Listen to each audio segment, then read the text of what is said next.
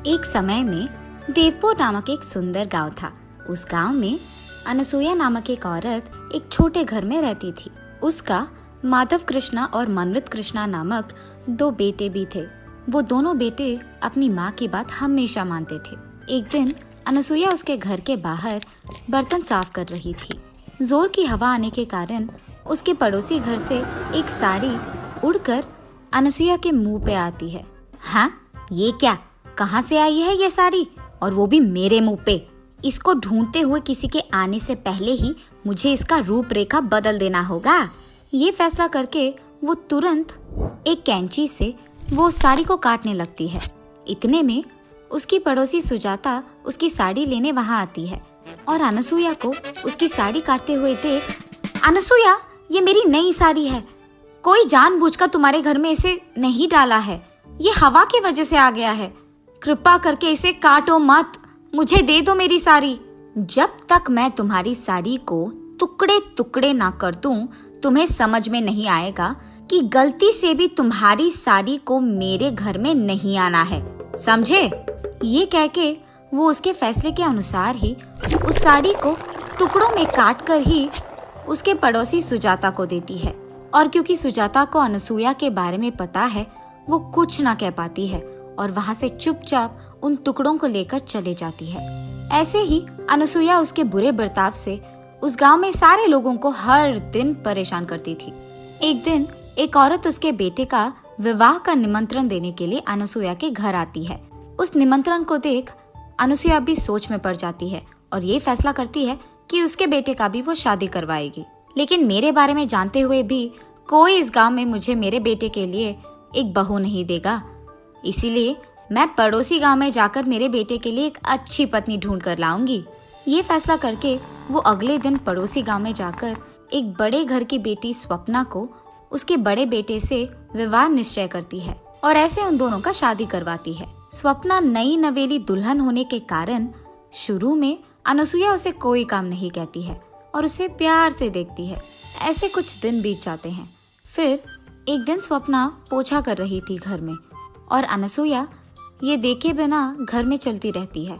उसे ऐसे चलते हुए देख, सासू माँ, जरा देख के चलिएगा, मैं पोछा कर रही हूँ तो फर्श अभी गीला है, कहीं आप गिर ना जाए, देख के चलिएगा।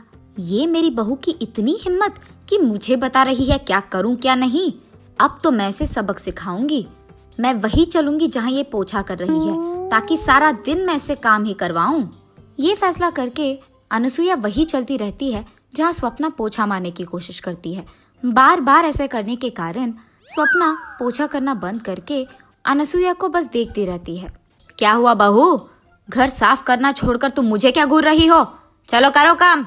ये कहकर वो अपने बहू के सिर पे एक जोर का धप्पा देती है, जिसके कारण उसकी बहू बकेट को टकराकर नीचे गिर जाती है।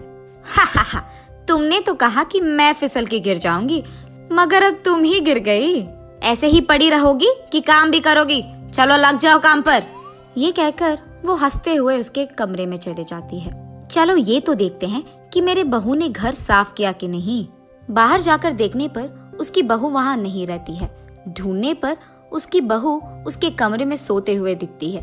तब अनसुया वहाँ जाकर उसके कंबल को जोर से खींचती है, जिसके कारण उसकी बहू स्वप्ना नीचे गिर जाती है। हाँ, क्या हुआ सासू माँ? मैं सो रही थी और आपने मुझे नीचे गिरा दिया। तुम सो कैसे रही हो? तुमने क्या सोचा घर का काम हो गया? खाना कौन पकाएगा? जाकर खाना बनाओ। उसके ऐसे जोर से चिल्लाने के कारण स्वप्ना उठकर खाना बनाने में लग जाती है। ऐसे ही अनसुया हर रोज उसकी बहू स्वप्ना को कोई न कोई कारण लेकर उसे दुख पहुंचाती ही रहती थी और भला बुरा कहती थी। और दूसरी तरफ स्वप्ना उसकी सासू माँ को कुछ न कह पाने के कारण चुप ही रहती थी। ऐसे कुछ दिन बीत जाते हैं। एक दिन अनसुया उसके घर में टीवी देख रही थी और अचानक उसका छोटा बेटा शादी करके बहू को उसके साथ घर ले आता है। ये देख अनसुया चौंक जाती है। मनवित, मुझे तुमने एक भी बात बताए बिना शादी कर लिया? तुम क्या समझ रहे थे? माँ, आप मेरा यकीन कीजिए, अगर आपको पता चला कि मैंने ये शादी क्यों किया तो आप बहुत खुश होंगी। पहले हमें अंदर तो आने दो। उसके बेटे के ऐसे कहने के कारण वो उन दोनों को अंदर बुलाती है, लेकिन किसी से कुछ भी बात नहीं करती है और सिर्फ उसके कमरे में जाकर बैठ जाती है। ये सब देख मनवित उसके माँ के पास जाकर ऐसे कहता है, माँ, मेरी पत्नी प्रिया बहुत ही अमीर है, इसीलिए मैंने आपसे पूछे बिना शादी कर लिया। उसके माँ बाप के बाद वो सारा जायदाद हमारा ही होगा। क्या? मेरी बहू अमीर है? अरे बेटा, तुमने ये बात पहले क्यों नहीं कहा? मैं सोच रही थी कि तुमने किसी ऐरे गैरे से शादी कर लिया। जैसे ही अनसुया को पता चलता है कि उसकी छोटी बहू अमीर है, वो सारे काम उसके बड़ी बहू से करवाते हुए उसकी छोटी बहू की बहुत अच्छी देखभाल करती है। एक दिन जब उसकी बड़ी बहू काम कर रही थी, अनसुया उसके पास जाकर ऐसे कहती है, ए स्वप्ना, कितनी देर पकाओगी खाना ऐसे? मेरी छोटी बहू भूखी होगी शायद, मुझे जल्दी जाकर उसे खाना देना होगा, जल्दी करो। ऐसे कहती ही रहती है कि वहाँ से गुजरते हुए प्रिया को ये सारी बातें सुनाई देती है। फिर प्रिया उसके मन में ऐसे सोचती है, हाँ, तो इसीलिए मेरी सासू माँ मेरी इतनी अच्छी ख्याल रखती है, क्योंकि मैं अमीर हूँ, वरना मुझे भी उसकी बड़ी बहू की तरह सारे काम करवाते हुए दुख पहुँचाती थी। ये सोचकर वो उसके कमरे में चले जाती है। जब सासू माँ प्रिया के कमरे में जाकर उसे खाना देती है, तब प्रिया खाना खाते हुए ऐसे कहती है, सासू माँ, ये सारे व्यंजन ना बहुत ही स्वादिष्ट है। हाँ बेटी, ये सारे व्यंजन ना मैं ही करती हूँ हर रोज। इस घर में सालों से खाना मैं ही पका रही हूँ। मेरे दोनों बेटों को भी मेरे हाथ का खाना ही बहुत पसंद है। तुम्हें जब भी कुछ चाहिए ना, बस मुझे एक आवाज दो, मैं तुम्हारे लिए वो बना दूंगी। हाँ, मेरी सासू माँ को पता नहीं है कि मुझे पता है कि वो झूठ कह रही है। मैंने तो उनका असली स्वरूप देख लिया। अब देखो मैं उन्हें कैसे दौड़ाऊंगी। ऐसा कुछ करूंगी कि इनको आराम करने का 1 मिनट का वक्त भी ना मिले। ये फैसला करके वो अगले दिन उसकी सास के पास जाकर ऐसे कहती है, सासू माँ, आज मुझे गरम गरम वड़ा खाने का मन कर रहा है, आप मेरे लिए बनाएंगे? मैं भी आपके पास खड़े होके सीखूंगी कि कैसे बनाते हैं। अरे रे, अब तो मैं अपने बड़े बहू से भी ये बनवा नहीं पाऊंगी, क्योंकि ये लड़की तो मेरे बगल में खड़े रहना चाहती है जब मैं वड़ा बनाऊंगी। अब तो मुझे खुद से ही करना होगा। और ऐसे वो खुद प्रिया के लिए वड़ा बनाने लगती है। सासू माँ, सिर्फ वड़ा नहीं, उसके साथ खाने के लिए एक मांस का भी व्यंजन बनाइए ना। ऐसे प्रिया तब से हर दिन कोई ना कोई काम उसके सासू माँ से करवाती रहती है। ऐसे ही एक दिन प्रिया उसके सासू माँ से पकौड़ी बनवाती है और अनसुया उसके बहू के लिए पकौड़ी बनाते हुए उससे ऐसे कहती, बेटी, तुम्हारा पति ना इसी गांव में कोई अच्छा व्यापार करना चाहता है, इसीलिए तुम एक काम करो, अपने घर जाके कुछ निवेश के पैसे लेके आना बेटा, तभी तुम्हारा पति कुछ कर पाएगा। सासू माँ, आपको अभी भी शर्म नहीं आया? मैं जानबूझकर आपसे ये सब काम करवा रही हूँ और फिर भी आप मुझसे कह रहे हो कि मैं पैसे लाऊं? आपको क्या लगा कि मैं आपके बड़ी बहू की तरह आप जो भी कहे मान लूंगी? नहीं होगा। क्या तुम ये सब जानबूझकर कर रही थी? अब देखो तुम्हारा मैं क्या हाल करूंगी। मैं तुम्हारे मायके से पैसे हासिल करके ही रहूंगी। ये फैसला करके वो रोते हुए उसके छोटे बेटे के पास जाकर जो भी हुआ बोलती है, माँ, आप फिक्र मत कीजिए, आप जैसे सोच रही हैं वैसे ही होगा। मेरी पत्नी आपकी सारी बात मानेगी और मैं कैसे पैसे ला कर ही रहेगी। ये कहकर वो उसके पत्नी के पास जाकर ऐसे कहता है, प्रिया, अब से तुम माँ के कहे सारे काम करोगी और उनके खिलाफ बात नहीं करोगी और अपने मैके जाकर पैसे भी ला कर दोगी, वरना मेरी माँ तुम्हें इस घर से बाहर भेज देगी। उसके पति के ऐसे कहने के कारण वो उस दिन से उसके घर में सारे काम करती है। ऐसे कुछ दिन बीत जाते हैं। फिर अचानक एक दिन सरकार घोषित करता है कि कोरोना वायरस नामक एक भयंकर वायरस देश में फैल रही है और लोगों को एक दूसरे से 2 गज की दूरी निभाना पड़ेगा। और इसी फैलने को रोकने के लिए सरकार लॉकडाउन का आदेश देती है।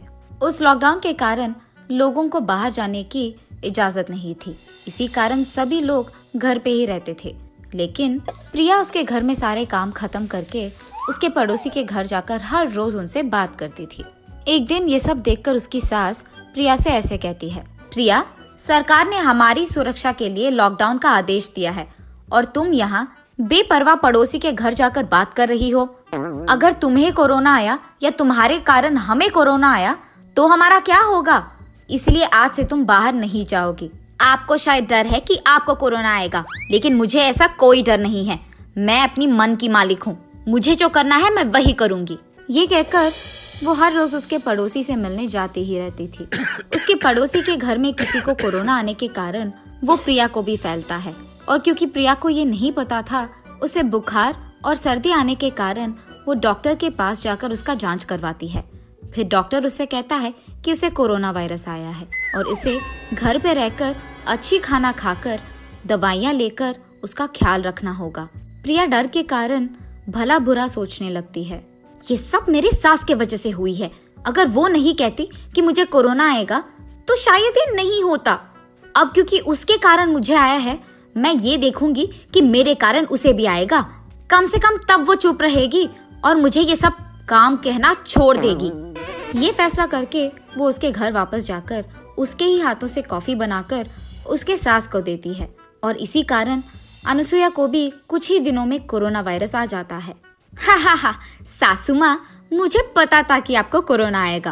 आप इतने बार कह रहे थे कि मुझे कोरोना आ जाएगा कि मेरे को आ गया, इसलिए मैंने अपने हाथों से कॉफी बनाकर आपको दिया ताकि आपको भी कोरोना आए। अब मुझे बहुत खुशी है। क्या? मैंने तो तुम्हारे भले के लिए कहा था कि तुम्हें कोरोना आएगा, लेकिन तुम इस हद तक गिर गई कि तुमने मुझे कोरोना जानबूझकर दिया। तुम कैसी औरत हो? उसके सास के ऐसे कहने के बावजूद वो उसके मायके चले जाती है, लेकिन जब उसके माँ बाप को पता चलता है कि प्रिया को कोरोना आया है तो वो उसे अंदर आने नहीं देते हैं, जिसके कारण उसे वापस उसके ससुराल ही जाना पड़ा। यहाँ स्वप्ना उसके सासू माँ को और प्रिया को कोरोना आने के कारण उनकी सेवा करते हुए, उनके लिए खाना बनाते हुए, उनको दवाइयाँ देते हुए उनकी बहुत अच्छी ख्याल रखती है। कुछ दिन बाद अनुसुईया और प्रिया को कोरोना कम हो जाता है और ऐसे कुछ दिन बीत जाते हैं। फिर एक दिन अचानक टीवी में ऐसी खबर आता है कि कोरोना का दूसरा वेव शुरू हुआ है। ये देख अनुसुईया तुरंत सोचती है कि उसे ये बात उसके दोनों बहू से कहना है। बेटा स्वप्ना, प्रिया, मैंने अभी अभी टीवी में देखा है कि कोरोना का दूसरा वेव आ गया है और इस बार वो दुगना भयंकर है और लोगों की मरने का संख्या भी बहुत बहुत बढ़ गया है। हमें चौकन्ना रहना होगा। मेरे बर्ताव के लिए मैं माफी मांगती हूँ। मैं अब ये सिर्फ तुम्हारे भले के लिए कह रही हूँ। कम से कम इस बार तो मेरी बात मान लो। अरे सासू माँ, आप तो बड़े हैं। आपने अगर हमें कुछ एक दो बात कह भी दिया तो कोई नहीं, हम समझ सकते हैं। आप हमारे भले के लिए तो कह रहे हैं। फिक्र मत कीजिएगा, हम इस बार ख्याल रखेंगे। हाँ बेटी स्वप्ना, मुझे पता है कि मैंने तुम्हें बहुत दुख दिया है, लेकिन फिर भी जब वक्त आया तो तुमने ही मेरा ख्याल रखा है बेटा। तुमने तुम्हारे मन में मेरे खिलाफ कुछ भी नहीं रखा और मेरा इतना अच्छा देखभाल तुमने ही किया। मुझे मेरे बर्ताव के लिए माफ कर दो बेटी। आइंदा मैं ऐसे कुछ नहीं करूँगी। सासू माँ, अब मुझे भी माफ कीजिए ना। मैंने अमीर होने के नाते बहुत गर्व से और अहंकार से आपसे बात किया है और ये अच्छा नहीं है। मुझे मेरी गलती का एहसास हो गया है और इस बार मैं ऐसे नहीं पेश आऊंगी। हम सब एक ही बात पे रहेंगे। अगर मैं आपकी बात सुनती तो मुझे कोरोना नहीं आता और ना ही मैं आपको कोरोना देती। अब मैं अपना सबक सीख गई, आइंदा ऐसे कभी नहीं करूंगी। ऐसे वो तीनों उनके बीच के फासलों को मिटाते हैं और हमेशा के लिए खुश रहते हैं। कुछ दिन के बाद कोरोना वायरस पूरा चले जाता है और सभी लोग खुशी से रहते हैं।